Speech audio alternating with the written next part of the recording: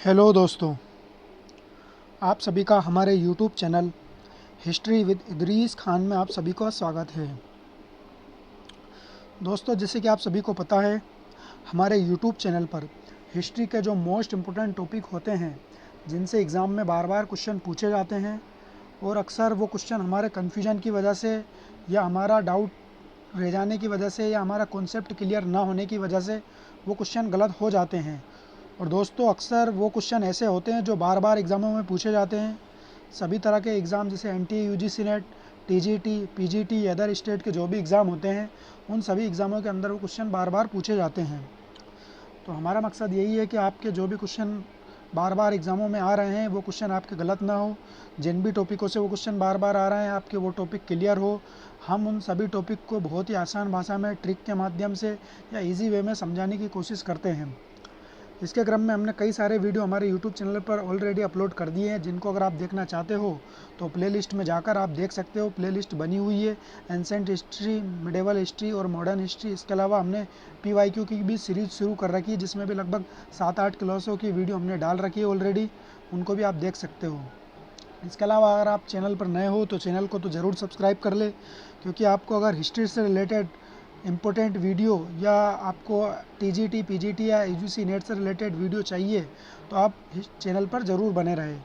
इसके बाद अगर हम आज के वीडियो की बात करें दोस्तों, आज का वीडियो बहुत ही ज़्यादा इंपॉर्टेंट टॉपिक पर रहने वाला है और बहुत ही ज़्यादा कन्फ्यूजन क्रिएट करने वाला टॉपिक है। बहुत ही ज़्यादा लोगों को परेशान करता है ये वाला टॉपिक।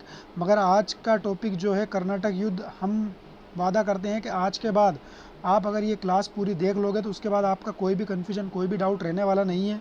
तो आज के वीडियो के अंदर हम कर्नाटक युद्ध जो आंग्ल और फ्रांसीसियों के मध्य हुआ था, तो आज हम प्रथम आंग्ल फ्रांसीसी युद्ध जो 1746-48 के मध्य हुआ था, उसको हम बहुत ही अच्छी तरीके से बिल्कुल कहानी के माध्यम से, स्टोरी की तरह बिल्कुल उसको समझने की कोशिश करेंगे।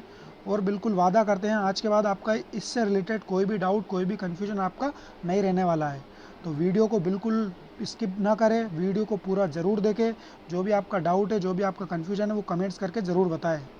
तो दोस्तों, चलते हैं हमारी स्लाइड के ऊपर, जहाँ हम इस टॉपिक को बहुत ही अच्छी तरीके से स्टोरी के माध्यम से हम इसको समझने की कोशिश करते हैं।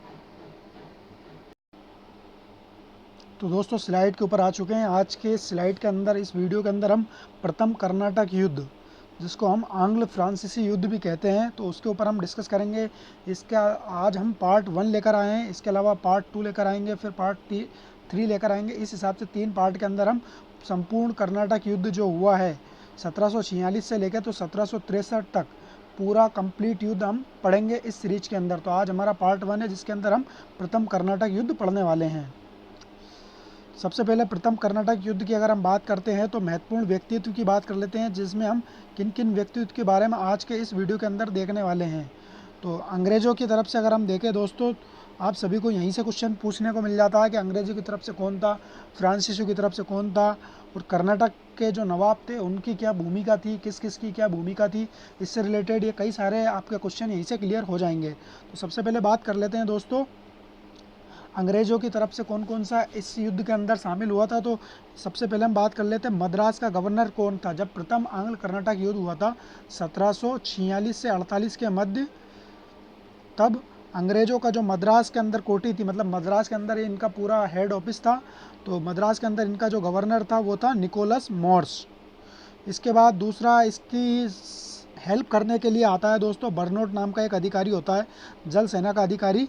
जब ये युद्ध होता है तो उस समय, जैसे कि हमारा यहाँ पे जब उत्तराधिकार का युद्ध होता है ऑस्ट्रिया के अंदर, तो उसी उत्तराधिकार के युद्ध के पश्चात जब भारत के अंदर इसकी चिंगारी पहुंचती है और आंग्ल और फ्रांसीसियों के मध्य युद्ध की शुरुआत होती है, तो कैप्टन बर्नार्ड, ये जो कमांडर जल सेना का कमांडर होता है बर्नोट, ये इसकी सहायता करने के लिए आ जाता है। तो ये अंग्रेजी अधिकारी है। इसके बाद पेटन की अगर हम बात करें दोस्तों, तो ये पेटन जो होता है ये बर्नोट का उत्तराधिकारी होता है। तो ये बर्नोट का उत्तराधिकारी होता है और इसको पराजित कर दिया जाता है डुप्ले के द्वारा। तो ये तीनों को आपको याद रखना, ये अंग्रेज अधिकारी हैं। इसके बाद फ्रांसीसी अधिकारी कौन कौन से होते हैं देख लेते हैं दोस्तों। फ्रांसीसी अधिकारियों में सबसे फेमस और सबसे ज़्यादा विख्यात और सबसे ज़्यादा अनुभवी और सबसे ज़्यादा महान जो गवर्नर है फ्रांसीसी पूरी कंपनी के अंदर अगर माना जाएगा तो सबसे ज़्यादा महान गवर्नर डुप्ले को माना जाता है। तो पांडेचेरी के अंदर इनका मुख्यालय था, तो उसी का गवर्नर जो था डुप्ले था। इसके बाद इसकी भी हेल्प करने के लिए एक बंदा आता है, तो वो बंदे का नाम होता है ला बोर्डन है।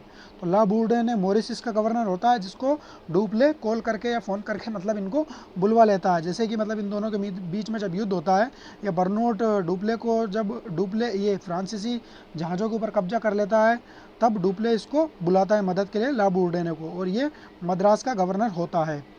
और कैप्टन पैराडाइज की अगर हम बात करें दोस्तों, जब अंत में हमारा युद्ध होता है, तो उस युद्ध में जो अनवरुद्दीन के साथ युद्ध होता है, अंबूर का युद्ध, उस युद्ध में कैप्टन पैराडाइज की महत्वपूर्ण भूमिका होती है। इसी सेनापति के नेतृत्व में ये युद्ध जीता जाता है फ्रांसीसियों के द्वारा। और इसके अपोजिट कौन रहता है दोस्तों? अनवरुद्दीन की सेना होती है, जिसको सेनापति जो लीड करता है, कर्नाटक के नवाब की जो सेना को लीड करता है, वो महफूज खान होता है। तो महफूज खान को कौन पराजित करता है? Captain paradise. तो इस हिसाब से हमने अंग्रेज़ों के अधिकारियों की बात कर ली है और फ्रांसीसी अधिकारियों की भी बात कर ली है। अब इसके बात कर लेते हैं हम कर्नाटक के नवाब जो इसके अंदर संलिप्त थे, मतलब इसमें किस किस का क्या क्या रोल था, इसको हम पढ़ रहे हैं दोस्तों। आपको रोल समझ में आ जाएगा तो इनके नाम हमको आगे देखने को मिलेंगे, तो वहाँ से आपको ये चीज़ें समझ में आ जाएगी। तो ये इसमें आप कंफ्यूज नहीं होगे कि निकोलस मोर्स कौन था, बर्नोट कौन था, ला बोर्डेने कौन था, कैप्टन पैराडाइज कौन था, ये सारी चीज़ें आपको आगे क्लियर हो जाएगी।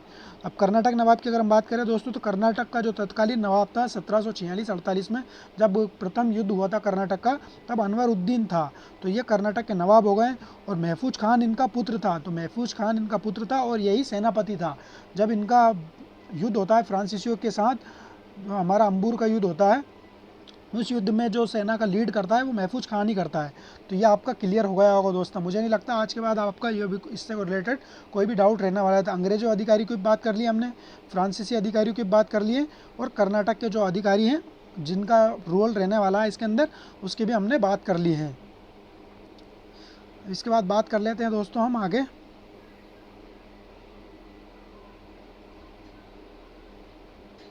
ये फ्रांसीसी गवर्नर डुप्ले की ये फ़ोटो है दोस्तों। जब भी आपका कहीं कन्फ्यूजन है, कोई भी डाउट है, या आप जब भी कभी क्वेश्चन सोल्व करो, तो ये वाली इमेज आपके माइंड में आ जाए, तो जिससे आपका थोड़ा सा हेल्प मिल सकता है।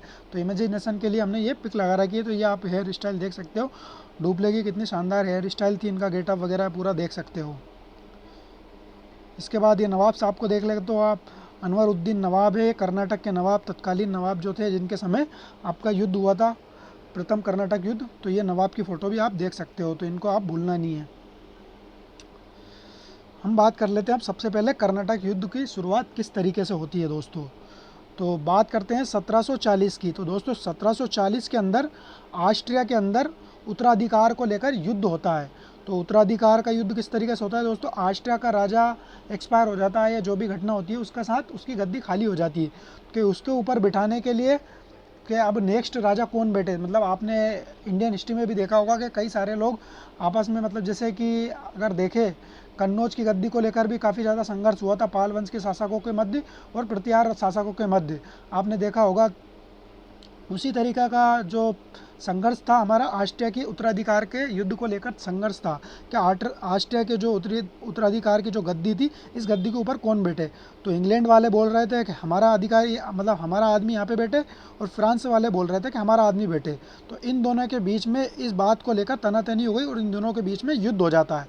तो कब युद्ध हो जाता है दोस्तों? 1740 के अंदर ही युद्ध हो जाता है। और ये युद्ध कहाँ हो रहा है दोस्तों? यूरोप के अंदर ऑस्ट्रिया के बीच में ये युद्ध हो रहा है। तो जब ये युद्ध हो रहा है, तो अब आप सभी को पता होना चाहिए कि आज के ज़माने में तो फ़ोन, मोबाइल वगैरह, इंटरनेट वगैरह सारी चीज़ें हैं। अगर ये 1740 में या आज 2022-23 में अगर युद्ध होता है, तो 1 मिनट में या 1 घंटे में या 1 दिन के बाद हमको इसकी इन्फॉर्मेशन मिल जाती है। मगर जब उस समय पे ना तो कोई इंटरनेट था, ना कोई मोबाइल था, ना कोई वे था, जहाज़ों के माध्यम से जानकारी आती जाती थी, तार वगैरह कोई सिस्टम नहीं था। तो 1740 में जो युद्ध हुआ है, इसकी जो जानकारी है दोस्तों 1744 के मध्य जाकर भारत के अंदर आती है। तो इसको आपको इस तरीके से समझना है दोस्तों। यहाँ पे 2 फैमिली रह रही है यूरोप के अंदर, ये 2 फैमिली यहाँ पे यूरोप में रह रही है, और 2 फैमिली भारत के अंदर रह रही है। भारत में कहाँ कहाँ रह रही है? एक रह रही है पांडिचेरी के अंदर, और एक रह रही है मद्रास के अंदर। तो दोस्तों ये 2 फैमिली यहाँ पे लड़ रही है, यहाँ पे झगड़ा कर रही है यूरोप के अंदर। तो इन दोनों का बच्चे यहाँ पे रह रहे हैं।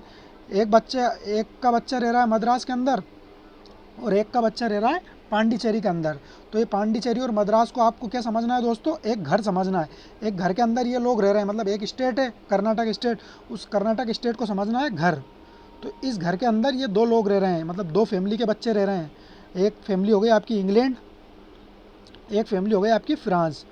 तो जब ये इंग्लैंड और फ्रांस अलग अलग फैमिली है, अब इन दोनों फैमिली के अंदर जब झगड़ा होगा दोस्तों, तो इनके जो बच्चे होंगे ये झगड़ा करेंगे या नहीं करेंगे, आपको ये सोचने वाली बात है।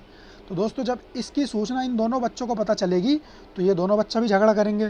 तो ये दोनों बच्चा झगड़ा करेंगे, तो ये दोनों बच्चे झगड़ा करेंगे तो किस तरीके से झगड़ा करेंगे दोस्तों, ये बच्चा अपने एक दोस्त को बुला लेता है। मतलब इस बच्चे का, जो इंग्लैंड वाला जो बच्चा होता है, उसका एक फ्रेंड होता है। उस फ्रेंड का नाम क्या रहता है दोस्तों, बार्नेट नाम का। तो वो फ्रेंड इसकी सहायता करने के लिए आता है, बार्नेट नाम का।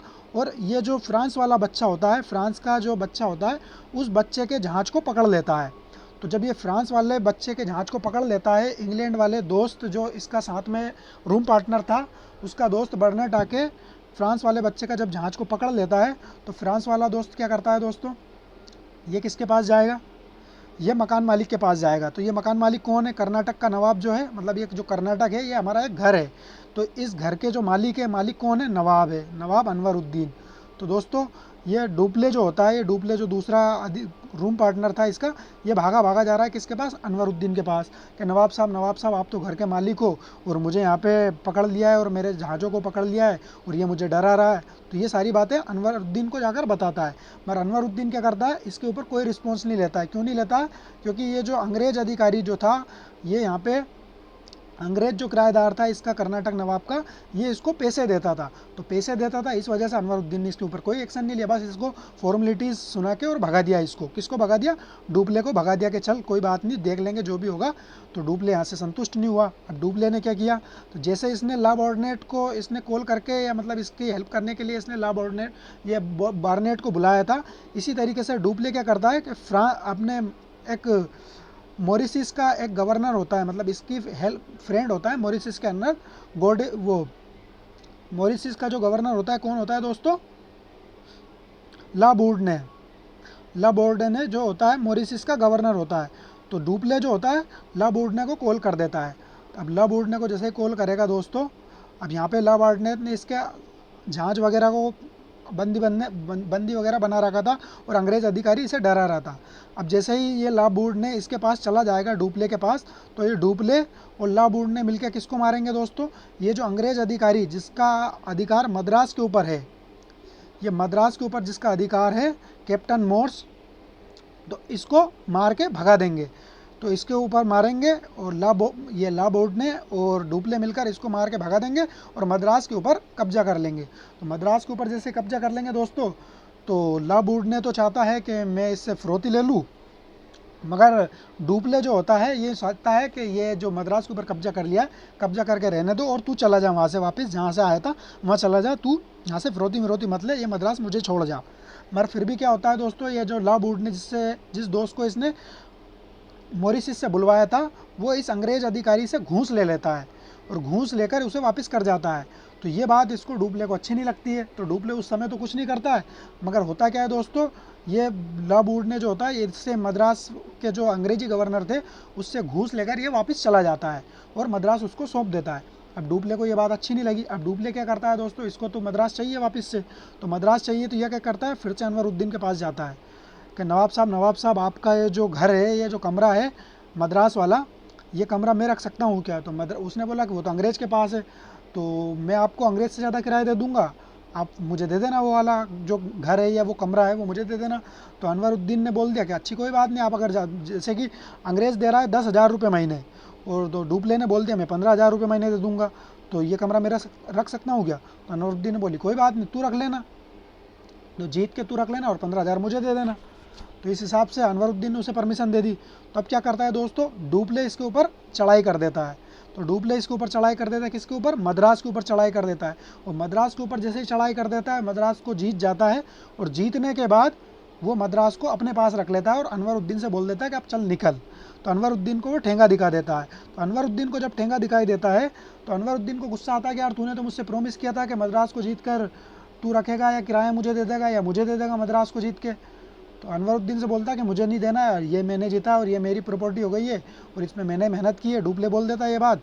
तो इसी बात से नाराज़ होकर अनवरुद्दीन क्या करता है, अपने पुत्र महफूज खान के नेतृत्व में, किसके नेतृत्व में, अपने पुत्र महफूज खान के नेतृत्व में 10,000 की सेना के साथ कितनी सेना के साथ दोस्तों? 10,000 सुसज्ज मतलब सेना होती है, इंडियन इंडियन मतलब उसके अंदर सैनिक होते हैं। 10,000 सेना के साथ महफूज खान के नेतृत्व में ये युद्ध करने के लिए पहुंचा देता है। तो डुप्ले भी कम नहीं पड़ता। तो डुप्ले क्या करता है, अपने सेनापति पैराडाइज के नेतृत्व में ओनली 930 या 1,000 लगभग लगभग सैनिक होते हैं इनके पास। इनमें से भी 230 सैनिक के आसपास फ्रांसीसी होते हैं और 700 सैनिक भारतीय होते हैं। मगर ये जो 700 सैनिक भारतीय हैं दोस्तों, इधर तो हैं 10,000 सैनिक, इधर 10,000 सैनिक है और इधर 930 सैनिक है दोस्तों। आप इसका रेशियो देख लेना, ये डुप्ले की सेना है, ये नवाब की सेना है। मगर इसमें जो 930 में से भी 700 सैनिक भारतीय और 230 सैनिक उसके हैं, फ्रांसीसी है। मगर ये जो 930 सैनिक है ये सुसज्जित है, ट्रेनिंग दे रखी है इनको, अच्छे से खिला पिला रखा है इनको, बढ़िया से टेक्निक दे रखी है इनको, बढ़िया हथियार दे रखे हैं, तो बिल्कुल कंप्लीट कर रखा है। और इनका नेतृत्व कौन करना है? कैप्टन पैराडाइज, जिनको हमने पढ़ा था, कैप्टन पैराडाइज इसका नेतृत्व कर रहा है। और इधर 10,000 की सेना लेकर आ रहा है कौन? अनवरुद्दीन का पुत्र, उसका सेनापति जो लीड कर रहा है वो महफूज खान। अब इन दोनों के बीच में युद्ध होता है। किसके लिए युद्ध होता है? कि भैया मद्रास हमें दो, आपने हमें जीत के हमें देने का वादा किया था, तो मद्रास आपने नहीं दिया, तो इस वजह से अंबूर नामक स्थान पर इन दोनों के मध्य युद्ध होता है। अब आपको ये लग रहा होगा दोस्तों कि एक तरफ तो 1,000 सैनिक है, लगभग 1,000 सैनिक है, दूसरी तरफ 10,000 सैनिक है। मगर भारी पल्ला किसका होना चाहिए? क्योंकि 10,000 सैनिक है तो इसका पल्ला भारी होना चाहिए। मगर ऐसा नहीं हुआ, क्योंकि यहाँ पे जो ये सैनिक थे 1,000 सैनिक, ये ट्रेंड सैनिक थे। इनकी जो क्वालिटी थी, इनका जो हथियार था, इनकी जो टेक्निक थी, काफ़ी ज़्यादा मतलब अच्छी तरीके से ये सुसज्जित थे। इन 930 सैनिकों ने 10,000 सैनिकों को धूल चटा दिया और धूल चटाने के बाद इनको पराजित कर दिया। इसको पराजित करने के बाद फिर इनके बाद इनकी एक संधि होती है, वो संधि के बारे में हम आगे देखेंगे। तो इस तरीके से आपको जो है युद्ध से संबंधित ये सारी चीज़ें, घटनाक्रम आपको समझ में आ गया होगा। अब इसको हम थोड़ा फैक्ट के माध्यम से समझने की कोशिश करेंगे। आप समझ सकते हो, यहाँ पे आपको ये दिखाई दे रहा होगा, ये पांडिचेरी है और यहीं पे ये मद्रास है। तो ये दोनों के बीच में यहीं पे युद्ध होता है दोस्तों, अंग्रेज़ों के मध्य में और फ्रांसीसियों के मध्य में। कब होता है दोस्तों? 1746 से लेकर 48 के मध्य में ये युद्ध होता है। और अंग्रेज़ों से युद्ध होता होता ये अनवरुद्दीन और फ्रांसीसी गवर्नर डुप्ले के मध्य हो जाता है। तो कुल मिला के ये युद्ध कर्नाटक के नवाब के से हुआ था, ये वाला युद्ध। अब देख लेते हैं फैक्चुअल चीज़ें को। तो ये युद्ध जो होता है 1746 से और 48 के मध्य होता है। इसका युद्ध का कारण क्या होता है दोस्तों? जैसे कि आप सभी को पता है, हमने अभी थोड़ी देर में आपको स्टोरी के माध्यम से समझाने की कोशिश की थी। तो ऑस्ट्रियन उत्तराधिकार का युद्ध, कहने का मतलब ये, ऑस्ट्रिया जो यूरोप के अंदर है, वहाँ पे गद्दी पे बिठाने के लिए कि भाई मेरा आदमी बैठेगा, मेरा आदमी बैठेगा, इसलिए दोनों दल के लोग भिड़ गए। कौन कौन से दल के लोग? एक तरफ इंग्लैंड का था और एक तरफ फ्रांस के लोग थे। तो फ्रांस के लोग और इंग्लैंड के लोग दोनों के अंदर तनातनी हुई, और वही तनातनी की खबर जब भारत के अंदर पहुंची तो उनकी फैमिली वाले यहाँ पे भी लड़ गए। वोल्टेयर ने क्या बोला इसके लिए दोस्तों?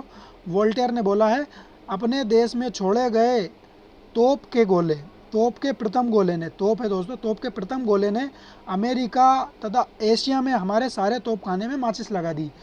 अमेरिका के अंदर भी ये युद्ध हुआ और एशिया के अंदर कहाँ पे दोस्तों? भारत के अंदर ये युद्ध हुआ है। यहाँ पे इस वाले तट पर ये युद्ध देखने को मिला है। तो कहने का मतलब जो युद्ध यहाँ पे छिड़ा था वो युद्ध भारत के अंदर भी छिड़ जाता है। 1744 के ऑस्ट्रिया उत्तराधिकार के युद्ध का समाचार भारत पहुंचता है। तो 1740 में ये युद्ध शुरू होता है और 4 साल बाद जांच के द्वारा जब ये चलकर आता है घूम फिरकर, तब ये युद्ध की घटना 4 साल बाद भारत के अंदर पहुंचती है। और जैसे ही भारत के अंदर पहुंचती है तो दोनों दल के लोग लड़ जाते हैं। जैसे कि एक तरफ कांग्रेस हो गई, एक तरफ बीजेपी हो गई। जब ऊपर लड़ाई चलेगी तो नीचे के कार्यकर्ताओं में लड़ाई हो जाएगी। इसी हिसाब से यहाँ पे भी लड़ाई हो गई है। मद्रास और पांडिचेरी के बंदरगाह कर्नाटक राज्य के अंदर आते थे। तो ये हमने समझने की कोशिश की थी कि एक घर के अंदर है ये दोनों बंदरगाह, एक तरफ पांडिचेरी और एक तरफ मद्रास है। तो ये दोनों कर्नाटक नवाब के अंतर्गत आते थे। देख लेते हैं आगे दोस्तों। डुप्ले अपनी कमज़ोर जल शक्ति से परिचित होने के कारण उसने निकोलस से तटस्थता नीति का अनुकरण करना को कहा, परंतु अंग्रेज कमांडर बार्नेट जहाजी बेड़ा लेकर उसकी सहायता को प्रस्थान कर चुका था और कुछ फ्रांसीसी जहाज पर कब्जा कर लेता है। तो दोस्तों जैसे ही ये घटना भारत के अंदर इसकी सूचना पूछती है तो फ्रांसीसी गवर्नर जो होता है डुप्ले, वो जानता है कि भाई हमारी हालत ख़राब होने वाली है, क्योंकि हमारे पास तो नौ सैनिक वगैरह और जल सेना वगैरह तो नहीं है, मगर अंग्रेज़ों के पास तो जल सेना है। अब अंग्रेज़ लोग हमको मारेंगे पीटेंगे, तो सबसे पहले जाकर अंग्रेज़ों से हाथ मिला लेना चाहिए, उनसे बोल देना कि भाई हमारे पास जल शक्ति तो नहीं है, तो हम लोग ना जो लड़ रहे हैं वो लड़ने दो, और हम लड़ाई नहीं करते हैं। मगर जो ये होता है निकोलस वो कल्ला पड़ जाता है। तो वो कल्ला क्यों पड़ जाता है दोस्तों? वो इसलिए कड़क पड़ जाता है कि बारनोट जो होता है दोस्तों, उसका जो फ्रेंड होता है बारनोट, वो एक बेड़ा लेकर, यानी कि एक सेना और एक नाव वगैरह जहाज़ वगैरह लेकर आ जाता है। तो इस हिसाब से इसके भाव बढ़ जाते हैं। तो ये बोलता है कि भाई तू तेरे हिसाब से देख, हम तो हमारा काम करेंगे, हमको झगड़ा करना है, हमको जहाज़ों को ऊपर कब्जा करना है, हम करेंगे। तब इसी से नाराज़ होकर, अब यहाँ से इनकी बात तो नहीं बनी है डुप्ले की, तो अभी अनवरुद्दीन के पास चला जाता है। अंग्रेजों से निराश होकर डुप्ले ने कर्नाटक के नवाब अनवरुद्दीन से निवेदन किया कि अपने राज्य में किसी प्रकार का युद्ध न होने दे। तो उनसे बोलता है कि मालिक, आपका ही तो घर है, आपका ही तो ये इलाका है, तो आपके इलाके में ये जो किराएदार है आपका, ये मुझे डरा रहा है, तो इनसे मुझे बचाइए। तो अनवरुद्दीन से बोलता था, अनवरुद्दीन से भी इसे ज़्यादा अच्छी कोई जान मतलब रिस्पॉन्स नहीं मिलता है। तो अब यह क्या करता है, अपने फ्रेंड को बुला लेता है। अपना फ्रेंड कौन है? मोरिसिस के अंदर होता है फ्रांसीसी गवर्नर ला बूर्डने। ला बूर्डने को बुला लेता है। तो ला बूर्डने क्या करता है, डुप्ले की सहायता के लिए पत्र लिखा, और फ्रांसीसी गवर्नर जुलाई 1744 तक अपनी सेना सहित भारत के कोरोमंडल तट पर पहुंच गया। तो फ्रांसीसी गवर्नर जो होता है ला बूर्डने, जो मॉरिशस का गवर्नर होता है, ये इसकी सहायता करने के लिए आ जाता है।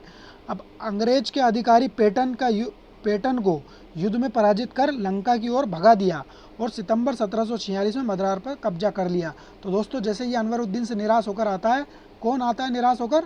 डुप्ले। तो डुप्ले जब निराश होकर आता है तो ये अपने मॉरिशस के जो गवर्नर होता है उसको बुला लेता है। अब मॉरिशस का गवर्नर और डुप्ले मिलकर मद्रास के ऊपर ये धावा बोल देते हैं, और धावा बोलकर पेटन को यहाँ से भगा देता है। जो यहाँ का अधिकारी होता है वो श्रीलंका भाग जाता है और मद्रास के ऊपर ये कब्जा कर लेते हैं। अब जैसे ये मद्रास के ऊपर कब्जा कर लेंगे, तब यहीं पे मद्रास के ऊपर कब्जा करने के लिए डुप्ले तो बोलेगा भाई यहाँ पे मुझे कब्जा करने दो, मगर ला बूट ने क्या बोलेगा कि मुझे यहाँ पे फिरौती चाहिए। तो बस अब आगे देख लेते हैं दोस्तों क्या होता है। डुप्ले मद्रास को अपने अधिकार में लेना चाहता था, जबकि ला बूडने ने मद्रास से फिरौती लेकर अंग्रेजों को वापस कर दिया जाना चाहता था। तो ला बूडने यहाँ पे फिरौती लेकर मद्रास को अंग्रेजों को पुनः सौंप जाता है, जिससे डुप्ले को बुरा लगता है। डुप्ले इस चीज़ से खुश नहीं होता है। अंत में ला बूडने ने 4 लाख पौंड की विशाल राशि लेकर, रिश्वत के रूप में लेकर, स्वीकार कर अंग्रेजों को मद्रास वापस कर दिया, जो कि डुप्ले की इच्छा के विरुद्ध था। तो डुप्ले क्या चाहता था दोस्तों? डुप्ले ये चाहता था कि मद्रास मुझे दे दो, और तुम जो आए थे हेल्प करने, अब हेल्प हो गई, मद्रास पे कब्जा हो गया, तुम वापस से चले जाओ। ला बूड ने क्या करता है, ये 4 लाख पौंड की राशि लेकर और मद्रास वापस से अंग्रेजों को देके चला जाता है। तो अंग्रेजों के पास मद्रास वापस से पहुंच जाता है। अब अंग्रेजों के पास जब मद्रास वापस पहुंच गया, तो अब ये क्या करेगा डुप्ले? अब ये अनवरुद्दीन के पास जाएगा, कि अनवरुद्दीन से बोलेगा कि ये मद्रास जीत को आपको दे दूंगा मैं, बस मुझे इसके ऊपर हमला करना है, आप तटस्थ रहना। अब डुप्ले क्या करेगा? डुप्ले ने कर्नाटक के नवाब को आश्वासन दिया कि मद्रास पर विजय प्राप्त करने के पश्चात उसे सौंप देगा। मतलब ये बोलेगा कि ये आपका जो किराएदार है, इसके ऊपर मुझे आक्रमण करना है, और ये कमरा जीत कर आपको मैं दे दूंगा, और ज़्यादा पैसे दे दूंगा आपसे किराए में। मतलब ये कमरा आपको दे दूंगा, और कमरा जीत के आपसे मैं ज़्यादा किराए में ले लूँगा। मतलब ये 10,000 दे रहा है तो मैं 15,000 दे दूंगा।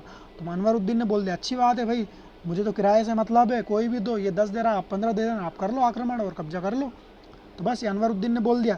अब डुप्ले ने क्या किया दोस्तों? डुप्ले ने पुनः मद्रास के ऊपर आक्रमण कर दिया।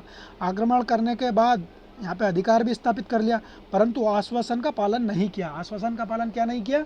इन्होंने बोला था कि अनवरुद्दीन को ये कमरा दे देगा, मतलब मद्रास जीत कर दे देगा, मगर मद्रास को उसने नहीं दिया। और मद्रास को नहीं दिया तो ये बात किसको बुरी लगेगी? अनवरुद्दीन को बुरी लगेगी। तो अनवरुद्दीन ने क्या किया दोस्तों? मद्रास विजय के बाद ही आडियार या सेंट थॉम का युद्ध, तो ये सेंट थॉम का युद्ध होता है दोस्तों। यहाँ पे थोड़ा गलती हो गई थी, लास्ट टाइम मैंने शायद अंबूर का युद्ध बोल दिया था। तो अंबूर का युद्ध जो होता है दोस्तों, ये द्वितीय आंग्ल फ्रांसीसी युद्ध में होता है। तो यहाँ पे सेंट थॉम का युद्ध होता है। ये गलती हो गई थी थोड़ी, तो आप ये करेक्ट कर लेना। तो गलतियाँ तो हो जाती है, कोई बात नहीं, मगर ये अंबूर का युद्ध है, आप समझ लेना इस बात को। ये अंबूर का नहीं युद्ध नहीं, सेंट थॉम का युद्ध होता है। फिर से वही बोल रहा हूँ मैं। तो ये सेंट थॉम का युद्ध होता है। अंबूर का युद्ध जो होता है दोस्तों, वो होता है हमारा सेकंड कर्नाटक युद्ध में, और वांडीवास का युद्ध जो होता है वो थर्ड कर्नाटक वॉर में होता है। तो आपको यहाँ पे कंफ्यूज नहीं होना है, यहाँ पे सेंट थॉम का युद्ध होगा। अब सेंट थॉम का युद्ध क्यों होगा, ये आपको कारण अच्छे से समझ में होगा, क्योंकि मद्रास के ऊपर कब्जा किसने कर लिया है? डुप्ले ने कर लिया है।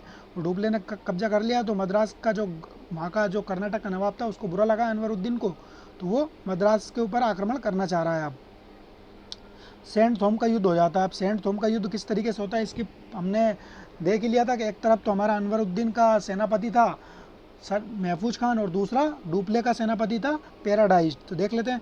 अनवरुद्दीन के पुत्र महफूज खान ने विशाल सेना की सहायता से फ्रांसीसियों के ऊपर आक्रमण कर दिया, और सेना की संख्या थी 10,000। आप समझ सकते हो कितनी ज़्यादा संख्या थी।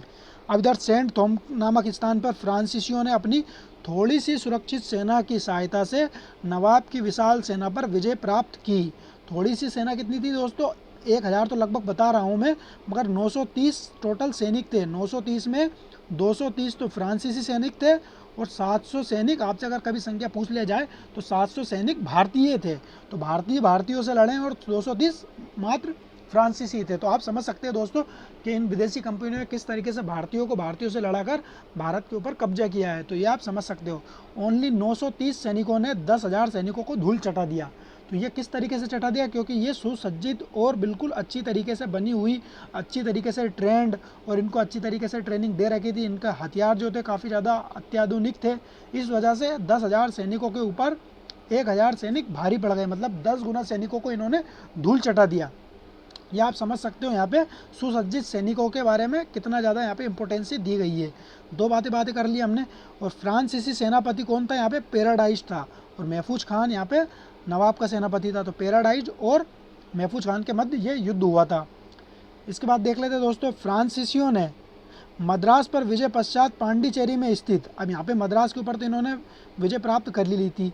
अब इसके बाद यहाँ पे एक पांडिचेरी, जहाँ पे फ्रांसीसियों का मुख्यालय था, उसी द्वीप के अंदर एक फोर्ट सेंट डेविड नाम की एक बस्ती थी जिसके ऊपर अंग्रेज़ों का अधिकार था। मतलब अंग्रेज़ों की एक बस्ती थी दोस्तों, फोर्ट सेंट डेविड।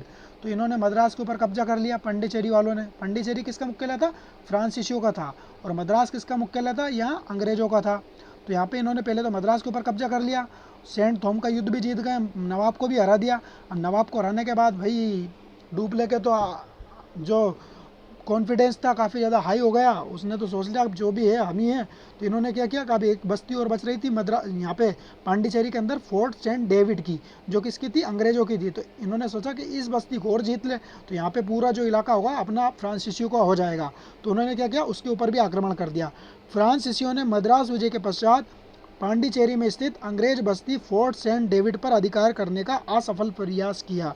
तो दोस्तों यहाँ पे असफल प्रयास किया कहने का मतलब फोर्ट सेंट डेविड के ऊपर इन्होंने घेरा तो डाला, मगर घेरा इतना ज़्यादा लंबा डाल दिया था कि जो कलकत्ता के अंदर इनका जो दूसरी कोटि के अधिकारी थे वो लोग जहाज़ लेकर आ गए और फोर्ट सेंट डेविड को इन्होंने बचा लिया।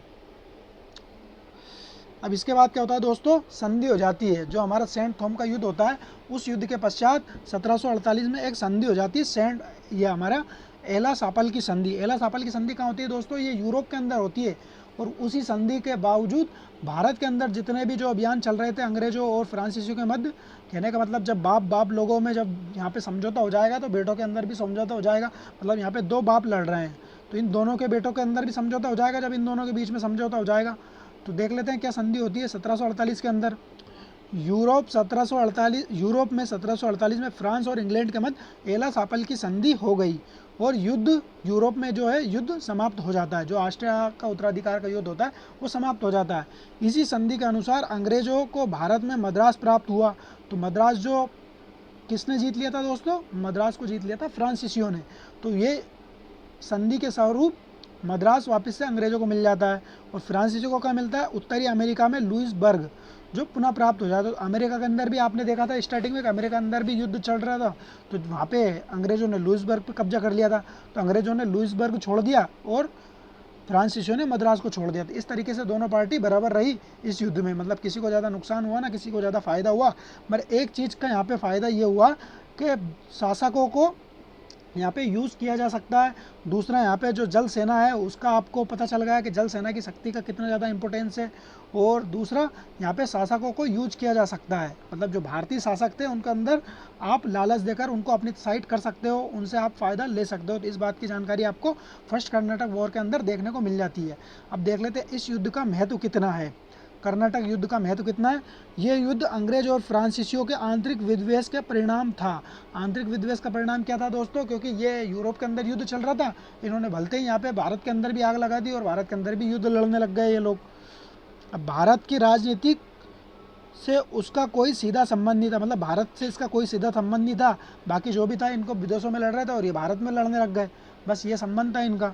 परंतु इस युद्ध ने भारतीय नरेशों की दुर्बलता को प्रकट कर दिया। भारतीय नरेशों की दुर्बलता किस तरीके से प्रकट कर दी दोस्तों? क्योंकि 10,000 की सेना को 1,000 सैनिकों ने हरा दिया। ये दुर्बलता यहाँ पे प्रकट हो जाती है। दूसरा, भारत के नरेश जो होते हैं कितने लालची होते हैं, ये भी आपको समझ में आ गया होगा।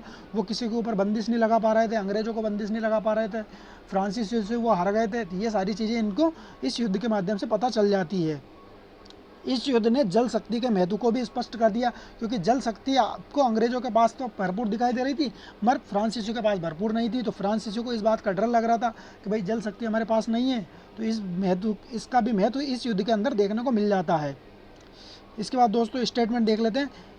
इस युद्ध ने ये बात भी स्पष्ट हो गई, मतलब इस युद्ध में जो प्रथम कर्नाटक युद्ध हुआ है हमारा 1746 से 48 के मध्य, स्पष्ट हो गई कि प्रशिक्षित यूरोपीय सेना, वही बात आ गई यहाँ पे 10,000 सैनिक और 1,000 सैनिक, प्रशिक्षित यूरोपीय सेना अनुशासनहीन विशाल भारतीय सेना से अधिक श्रेष्ठ और सफल होती है। तो दोस्तों आप समझ सकते हो कहाँ 1,000 सेना और कहाँ 10,000 सेना। तो कहने का मतलब 10 गुना सैनिकों को पराजित कर दिया जाता है अगर आपकी सेना प्रशिक्षित और अनुभव वाली और हाईटेक क्वालिटी वाली और सुसज्जित और कई सारे तरह के औजार वाली अगर सेना है, तो वो 10 गुना सैनिकों को पराजित कर सकती है। तो ये इस बात का भी यहाँ पे क्लियर हो जाता है। मतलब इस युद्ध का काफ़ी ज़्यादा महत्व देखने को मिल जाता है। बाकी युद्ध का कोई ज़्यादा इंपॉर्टेंस नहीं है, मगर यहाँ से इन सारी चीज़ों के बारे में पता चल जाता है कि भाई कितनी ज़्यादा सुसज्जित सेना से कितनी बड़ी बड़ी सेनाओं को पराजित किया जा सकता है।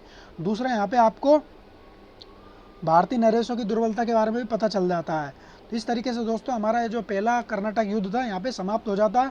अब इसके बाद हम पार्ट 2 लेकर आएंगे। उस पार्ट 2 के अंदर द्वितीय कर्नाटक युद्ध किस तरीके से शुरू होता है, किस तरीके से उसमें अंग्रेज़ों के और फ्रांसीसियों के मध्य मतभेद होते हैं, ये सारी चीज़ों के बारे में हम पार्ट 2 के अंदर लेकर आएंगे। तो दोस्तों मुझे नहीं लगता आज के बाद आपका जो फर्स्ट कर्नाटक वॉर है इससे रिलेटेड आपको कोई भी कन्फ्यूजन रहेगा। फिर भी अगर आपको कोई डाउट है, कोई कन्फ्यूजन है, तो कमेंट्स करके ज़रूर बताएं। इसके अलावा आप चैनल पर नए हो तो चैनल को ज़रूर सब्सक्राइब कर लें, क्योंकि आपको इसी तरह की इम्पोर्टेंट वीडियो क्लासेस आपको बहुत ही सरल अंदाज में ट्रिक के माध्यम से ईजी वे में आपको मिल जाएगी। और प्लेलिस्ट में जाकर भी आप ये सारी वीडियो को आप देख सकते हो। इसके अलावा अगर आपको ये PDF अगर आपको प्राप्त करनी है वीडियो वाली, तो आपको हमारे टेलीग्राम के चैनल इतिहास का किला को ज्वाइन करना है, वहाँ पे आपको ये PDF मिल जाएंगी। तो दोस्तों वीडियो को यहीं समाप्त कर दे, और पार्ट 2 आपका जल्दी आने वाला है, या तो कल या परसों में आपका पार्ट 2 मिल जाएगा, जिसके अंदर हम द्वितीय कर्नाटक वॉर को पढ़ेंगे। इसके बाद पार्ट 3 लेकर आएंगे, उसके अंदर भी हम तीसरा कर्नाटक वॉर पढ़ेंगे। इस हिसाब से 3 पार्ट के अंदर हम संपूर्ण कर्नाटक वॉर को पढ़ लेंगे। फिर भी हम बोल रहे हैं दोस्तों, अगर आपको कोई डाउट है, कोई कन्फ्यूजन है, या कोई इसी बात में आपको समझ नहीं आ रहा है, तो कमेंट्स करके ज़रूर बताएं। वीडियो को लाइक ज़रूर करें, चैनल पे ज़्यादा से ज़्यादा सपोर्ट करें, और वीडियो को ज़्यादा से ज़्यादा शेयर करें। थैंक यू, धन्यवाद।